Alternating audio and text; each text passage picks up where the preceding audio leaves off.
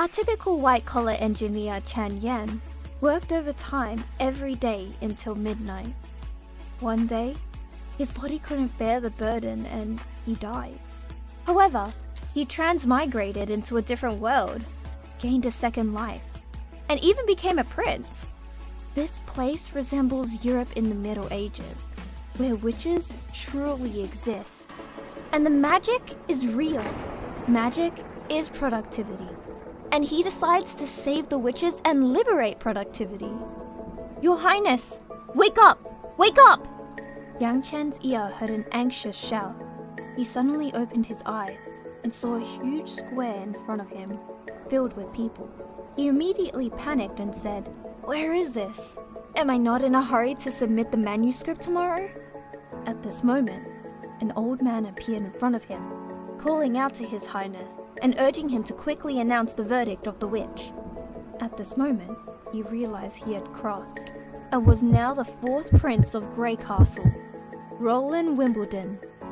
Recently, his father proposed the competition to compete for the throne in order to determine the heir to the throne. He dispatched 5 adult children to the territories of his subordinates and decided who would become the crown prince based on their level of governance over the past 5 years. This competition may seem fair, but in reality, their starting conditions differ greatly. The eldest prince has strong martial arts skills. The second prince is very wealthy. The third princess has a strong army, and the fifth princess is very intelligent. Roland, on the other hand, was a playboy who grew up indulging in extravagance and alcohol, and was even assigned to a desolate border town. This small town not only has poor economy, but also poor hygiene, making it easy to be taken away by the Black Death if one is not careful. The old man's voice pulled the thoughts of the fourth prince back to the scene as he was executing a witch. The voices around were cursing that the witch was the embodiment of the devil. Roland felt it was extremely absurd and immediately ordered the release of the witch and another day of judgment.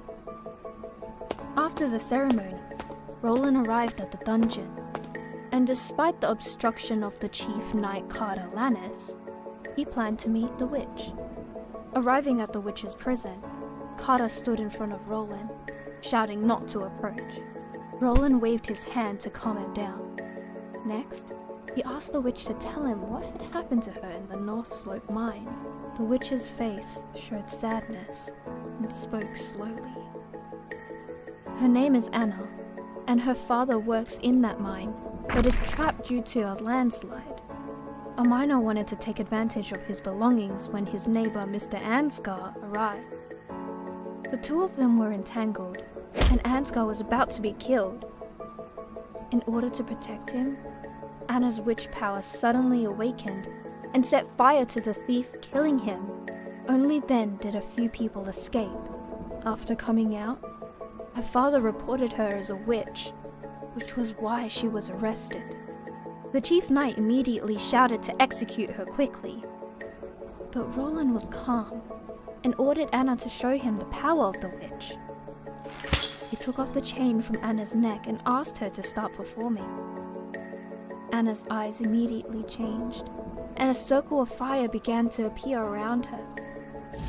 The fire grew stronger and the heat wave hit, causing the temperature of the entire cell to rise sharply. Anna in the flames looked particularly beautiful, Roland's eyes fixed straight. Anna regained her manner and disdainfully said to Roland, "You can execute me now, right?" Roland took off his coat and draped it over Anna, whose clothes were already torn and tattered by the flames. Anna widened her eyes, unable to believe that Her Highness would give her clothes. Roland reached out his hand and said, "I want to hire you." What would he do after hiring a witch? Will it bring luck or disaster to this messy border town?